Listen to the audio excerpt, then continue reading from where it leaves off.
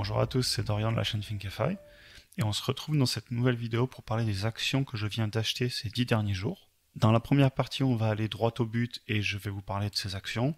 Et ensuite, dans la deuxième partie, que d'ailleurs je vous encourage fortement à regarder, on parlera de ma stratégie que je vais continuer d'utiliser pour les mois à venir, ainsi que des différents événements qui ont lieu en ce moment, notamment avec la Fed américaine, etc., et sur l'inflation, et on en discutera un petit peu plus.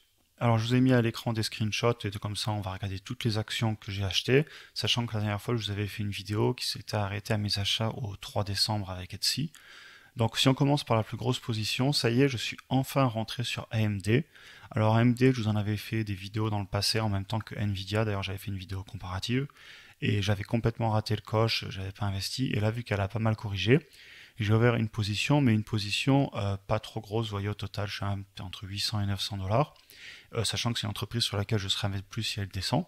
Alors on va aller voir la courbe. Donc vous voyez, j'ai fait 2 points d'entrée ici et ici, et on était par rapport au plus haut à une correction de 15%. Donc pour l'instant, j'ai rentré entre 8 et 900 dollars comme on l'a vu. Et je pense que si elle continue à descendre, je vais continuer à faire du DCA comme je vous en parle tout le temps, peut-être racheter vers ici, puis après on verra jusqu'où il descend.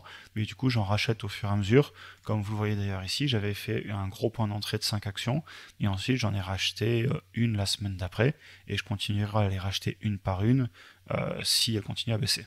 Alors AMD, pour rappel, comme Nvidia, c'est un fabricant de cartes graphiques, de processeurs pour les ordinateurs, aussi de tout ce qui est composant pour les serveurs, intelligence artificielle, enfin en tout cas des modules pour faire de l'intelligence artificielle, etc. Donc c'est une belle entreprise, j'en ai déjà parlé dans une vidéo. De toute façon, de façon générale, dans cette vidéo, je ne vais pas rentrer en détail sur les business, vous avez d'autres vidéos pour ça. Et là, je vous montre plus ce que j'ai acheté et à quel niveau. Alors pour info, j'ai acheté ces actions sur 2 gyros. Je fais ça aussi parce qu'il n'y a pas longtemps, ils viennent de passer au zéro frais. Donc en fait, maintenant, à chaque fois que j'achète une seule action, j'ai pas de frais. J'ai juste le taux de change de l'euro vers le dollar, et on en parlera plus tard d'ailleurs. J'ai aussi de l'argent stocké en dollars à cause de la volatilité en ce moment qu'on a sur le euro-dollar. Et je vous en parlerai d'ailleurs dans la deuxième partie, donc n'hésitez pas à rester si vous voulez que je vous en parle un petit peu plus. Pour info aussi de Giro, je vous ai mis un lien dans la description. N'hésitez pas à l'utiliser si vous cherchez un courtier. Je vous le dis, c'est un lien affilié. Et moi, ça m'aide clairement à continuer à faire des vidéos et ça me motive à continuer à en faire plus. Donc voilà, n'hésitez pas. Très bien, donc ensuite, j'ai aussi rentré PayPal et Square.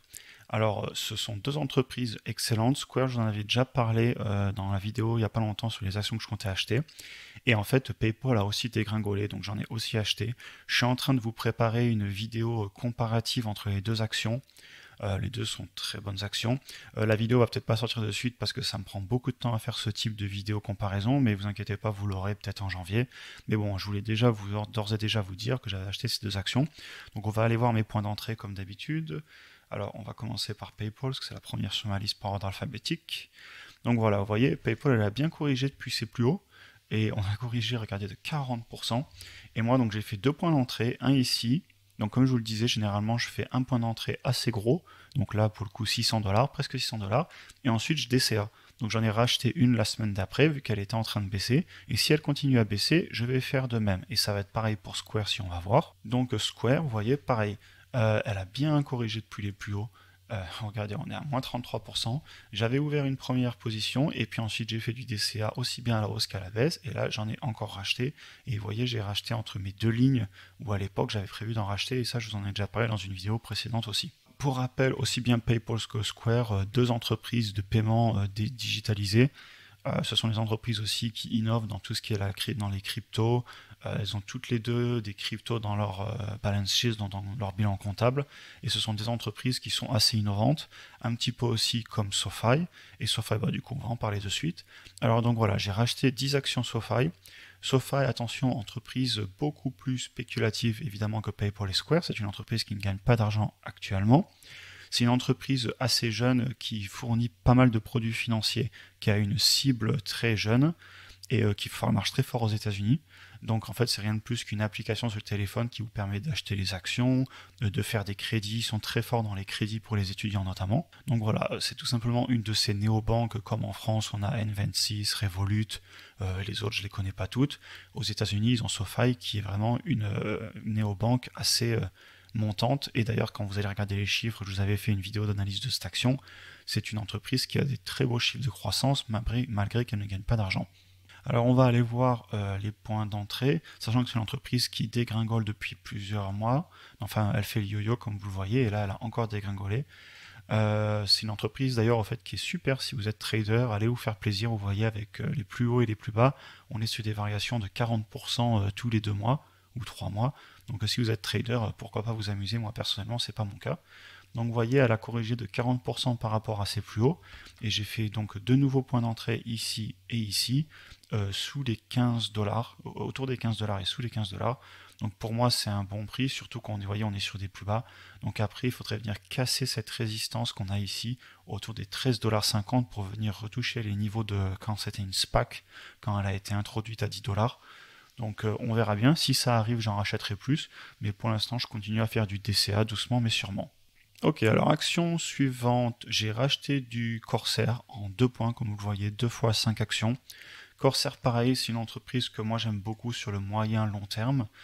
Comme je l'avais déjà dit par le passé, c'est une entreprise qui a beaucoup corrigé. Elle a été très hyped, notamment parce qu'elle a été mentionnée plusieurs fois sur Reddit dans le fil Wall Street Bait, où ils parlent de toutes les actions qui sont à la mode chez les jeunes et entre guillemets ils essaient de les défendre en bourse. Donc l'entreprise a plusieurs fois explosé.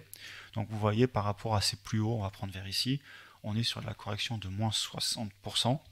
Même moi d'ailleurs je suis à la baisse, et si vous regardez mon prix moyen, moi je suis en baisse dessus de pas loin de 30%.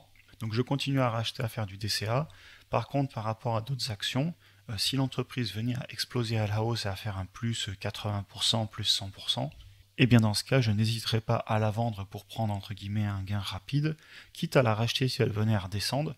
On verra, mais comme c'est une entreprise qui est assez hyped dans les communautés comme Wall Street Bet, comme je vous le disais, si elle vient à exploser à la hausse pour des raisons non fondamentales, dans ce cas-là, pourquoi pas prendre des gains, sachant que c'est pas quelque chose que je m'amuserais à faire sur une action comme Google ou Amazon, parce que ces actions, si je vous montre Google, elles peuvent monter, mais aussi ne jamais s'arrêter de monter, alors que sur des plus petites capitalisations boursières qui sont plus tradées, on n'est pas du tout à l'abri d'une explosion à la hausse, quitte à redescendre plus tard. Très bien, donc passons sur la prochaine action, donc SoFi on l'a fait, j'ai racheté encore du Etsy. Alors Etsy pour moi c'est du très long terme, c'est une entreprise tout simplement de vente en ligne, c'est une plateforme de vente en ligne de tout ce qui est produit artisanal, etc. C'est une entreprise qui marche depuis longtemps fort aux États-Unis et on en entend de plus en plus parler en France. J'ai de plus en plus de personnes autour de moi qui l'utilisent. Donc bon, pour moi c'est encourageant, ça veut dire qu'ils sont en train de très bien se développer à l'international. Donc vous voyez, j'avais un point d'entrée à l'époque qui était assez bas à 176 $. D'ailleurs, j'ai pas remonté ma ligne. Vous voyez là, il faudrait que je la remonte avec mon nouveau coût moyen. Il faudra que je le fasse. Je vais annuler ce que j'ai fait. Voilà. Et donc j'ai refait 2 points d'entrée ici et ici. Et si elle continue à redescendre, eh bien je vais en racheter sans aucune hésitation. C'est une entreprise que j'adore pour le long terme. Pareil, je vous en ai parlé dans des précédentes vidéos. Si vous voulez voir ce que j'en pense plus en détail, n'hésitez pas à retourner sur ma chaîne YouTube. Vous trouverez des vidéos où j'en parle. Alors ensuite, j'ai racheté, vous voyez, du AMD, donc comme je vous le disais en 2 fois, ça on l'a déjà vu. Pareil pour Square. Et donc la seule action qui nous manque pour aujourd'hui, c'est Enphase. Alors Enphase c'est une entreprise qui qui travaille dans les énergies renouvelables et qui fait notamment des onduleurs et autres appareils électroniques connectés pour gérer vos panneaux solaires.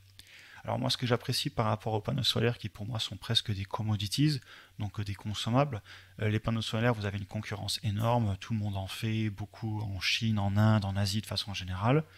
Par contre les onduleurs, là il y a de la vraie valeur ajoutée, ce sont des appareils qui d'ailleurs pour eux sont assez petits, les installateurs d'ailleurs j'avais des personnes qui en installaient, qui m'avaient laissé dans les commentaires, me disaient que c'était du très bon matériel, et ce sont des outils faciles à installer que les entreprises aiment utiliser pour mettre chez les particuliers et les professionnels, et en plus ils ont une interface connectée. Donc par rapport aux vieux onduleurs que vous deviez aller dans votre garage ou dans votre cave pour aller voir les informations sur votre production d'électricité, ici vous êtes totalement connecté, ils ont une application sur le téléphone, etc. Enfin bref, pareil, j'ai fait une vidéo complète dessus sur ma chaîne, vous la trouverez. Entreprise très innovante, vous voyez que j'avais un coût d'entrée moyen à 151 $ qui était assez bas, et là elle avait explosé à la hausse, j'étais très en hausse, à plus de 80% à un certain moment, vous voyez presque 85%. Et là, du coup, vu qu'elle a bien corrigé, eh bien, j'en ai racheté. Donc voilà.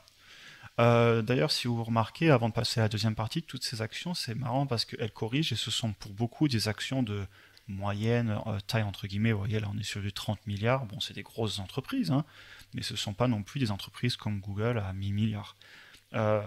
Et donc vous voyez, autant aussi bien je prenais un Corsair, un SoFi, etc. C'est ce que je voulais montrer, ce sont des entreprises qui corrigent beaucoup alors que le S&P 500 est à un plus haut historique. Et je vous parle de ça notamment parce que c'est assez intéressant. Si vous regardez, il y a eu beaucoup de personnes qui ont parlé de ça en ce moment, et vous avez vu même sur CNBC, etc. En fait, si vous prenez le S&P 500, si vous prenez les 10 premières actions, elles sont remontées au plus haut historique, et notamment par rapport au crack qu'on avait eu en mars 2020. Donc ça veut dire que si vous prenez les 10 premières actions du S&P 500, si vous prenez ce point-là et que vous regardez aujourd'hui où on est au-dessus. Par contre, si vous prenez les 490 autres actions du S&P 500, on n'a toujours pas remonté au-dessus du plus haut qu'on a eu avant la crise il y a 1 an et demi. Et donc ça, c'est assez flagrant de ce que je vous disais dans les autres vidéos sur les small cap et les large cap, que les grosses entreprises sont assez chères actuellement. Et d'ailleurs, comme si vous me suivez pas mal, vous le voyez, moi depuis des mois, j'ai envie de racheter Google. Mais je suis obligé d'être patient parce que Google ne veut pas descendre, Google ne fait que monter. Moi, j'aimerais bien la racheter sur les 2600$, mais on ne vient pas le retoucher. Alors là, j'avais raté le coche et je m'en veux énormément. Mais bon, on fait tous des erreurs, hein. En parlant d'erreurs, d'ailleurs, moi, je ne donne pas de conseils. Vous voyez, je suis le seul responsable d'avoir raté ce point d'achat. Et peut-être que ça aurait été une erreur et que ça aurait descendu encore plus. Et comme je le dis à chaque fois, je vous encourage à faire vos propres recherches, à marquer vos propres lignes d'achat et vraiment à vous faire votre propre opinion. Évidemment, regarder des vidéos, etc., ça aide. Et moi, j'en regarde aussi surtout pour avoir les avis des autres, mais c'est un avis critique. C'est-à-dire que je me dis, tiens, certainement qu'ils ont tort ou certainement qu'ils ont raison, mais au final, c'est toujours moi qui ai eu raison ou tort d'acheter une action et personne d'autre. Bref, pour conclure sur ce point, ce que je voulais vous dire, c'est que il y a quand même pas mal de petites entreprises en ce moment qui pour moi sont en train d'être décotées, et je pense qu'il y a des bonnes affaires à faire, et ça nous amène directement sur notre deuxième partie. Et donc dans cette deuxième partie, ce que je voulais vous dire avant qu'on passe sur tout ce qui est les discussions de la Fed, etc., donc on en parlera un petit peu plus tard, c'est que pour moi, il est hors de question que je fasse l'erreur d'essayer d'acheter au plus bas et entre guillemets de timer le marché. En gros, je continue à acheter chaque mois des entreprises à forte croissance et à forte marge, ou du moins avec un fort potentiel de croissance et de marge dans le futur. Évidemment, je parle ici d'entreprises avec un business model que je comprends, un business model qui touche un gros marché potentiel, et des entreprises qui sont innovantes et qui, pour moi, ont toutes leurs chances d'être encore là et encore bien plus grosses dans 10 ans. Mais aussi, je me prépare à avoir une plus grosse correction sur le marché. Tout simplement, je ne l'attends pas et je ne sais pas quand est-ce qu'on pourra en avoir une, et à vrai dire, peu m'importe puisque je continue à acheter tous les mois. Par contre, je garde un petit peu de cash de côté, notamment parce que si on venait avoir une baisse du S&P 500, on aurait forcément des belles baisses sur des actions comme Google, Amazon, Tesla, Nvidia encore plus, etc. Et donc dans ce cas-là, j'hésiterai pas à venir mettre peut-être 10 000, 20 000 sur des actions comme ça. Donc ça va vite, hein. Une Google à 3 000, une Amazon à 3 500. Enfin non, si elle baisse, ce serait un petit peu moins. Mais ce que je veux dire, c'est que je garde de côté du cash pour pouvoir saisir ces actions si elles venaient à baisser avec le S&P 500. Un autre point que j'aimerais aussi vous rappeler par rapport à avoir de l'argent de côté, et c'est pour moi quelque chose d'assez important à se rappeler régulièrement, c'est que votre argent qui n'est pas investi, il est taxé en permanence par l'inflation. Alors personnellement, j'accepte en connaissance de cause que mon argent que je garde de côté en euros ou en dollars, il soit taxé, entre guillemets taxé, puisque vu qu'on a de l'inflation, ça perd du pouvoir d'achat cet argent. Et je le fais tout simplement pour pouvoir saisir les opportunités.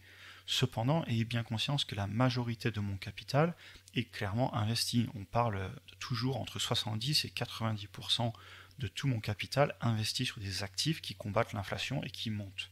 Et c'est pour ça aussi que du coup j'investis tous les mois de l'argent, parce que vu que je continue à avoir des revenus et que je fais tout pour augmenter mes revenus tout le temps, je me retrouve à devoir investir pour diminuer entre guillemets, ou du moins pour maintenir ce pourcentage de cash pas trop élevé. Très bien, donc parlons maintenant de la Fed qui va arriver. Donc ils ont une réunion mercredi. Donc normalement quand vous regarderez cette vidéo, on aura déjà eu les informations de la Fed. Mais globalement ce qui devrait être annoncé, c'est à quelle vitesse ils vont ralentir le quantitative easing. Donc en gros, à quelle vitesse ils vont ralentir le rachat des obligations, comme on le voit ici, the Bond Buying Program. Donc à quelle vitesse ils vont faire ça, mais aussi et surtout pour moi, ce qui est important, c'est de savoir ce qu'ils vont faire sur les taux. On ne sait pas s'ils vont en parler ou pas. Est-ce qu'ils vont réaugmenter les taux d'intérêt directeurs, donc du coup les taux directeurs pardon, du dollar aux États-Unis à la Banque centrale américaine? Et ça, moi j'aimerais le savoir, et tout le monde veut le savoir d'ailleurs, hein, et les marchés sont en suspens, parce que ça a des forts impacts sur la bourse, sur la gestion des dettes pour les entreprises des États, et aussi par exemple sur le cours euro-dollar et sur l'immobilier, surtout si la Banque centrale, elle, vient à ne pas bouger. Et d'ailleurs, le jour d'après, jeudi, vous avez Christine Lagarde, donc la directrice de la Banque centrale européenne, qui va aussi prendre la parole. Donc on attend des informations là-dessus, on ne sait pas si on va les avoir, et on s'attend notamment à ce qu'ils remontent les taux à cause de l'inflation. D'ailleurs, vous vous rappelez, cette inflation qui devait être que temporaire n'est finalement pas si temporaire que ça. Enfin bref. Euh, donc voilà, plusieurs influences. Si les taux remontent, ça veut dire que c'est plus intéressant pour les investisseurs d'acheter des obligations. Donc vous pouvez avoir une correction en bourse.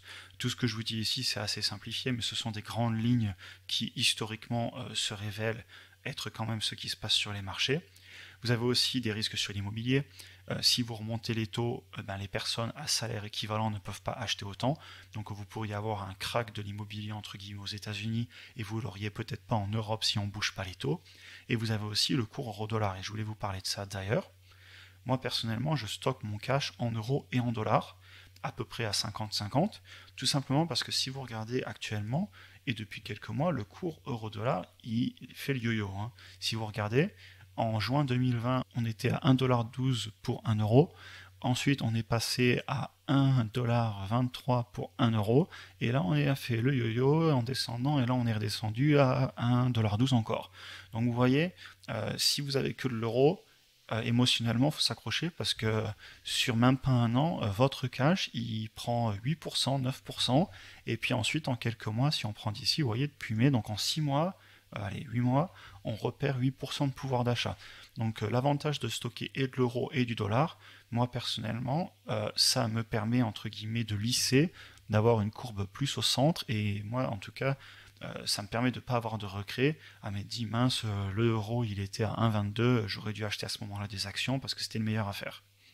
Voilà, j'en ai fini avec cette vidéo pour aujourd'hui. Juste pour info, il y a certains d'entre vous qui m'avaient demandé si je pouvais ouvrir un Discord, donc un serveur Discord. Alors je l'ai fait, n'hésitez pas à vous connecter si vous voulez échanger entre vous, etc. Moi je suis connecté aussi et puis je prendrai un petit peu de temps pour répondre s'il y a des questions, il n'y a pas de souci. N'hésitez pas aussi à me partager dans les commentaires qu'est-ce que vous achetez en ce moment et aussi qu'est-ce que vous pensez de décisions qui vont avoir lieu à la Banque centrale américaine et à la Banque centrale européenne. Et sur ce, écoutez, comme d'habitude, je vous souhaite une bonne fin de semaine, une bonne journée et on se parle dans la prochaine vidéo.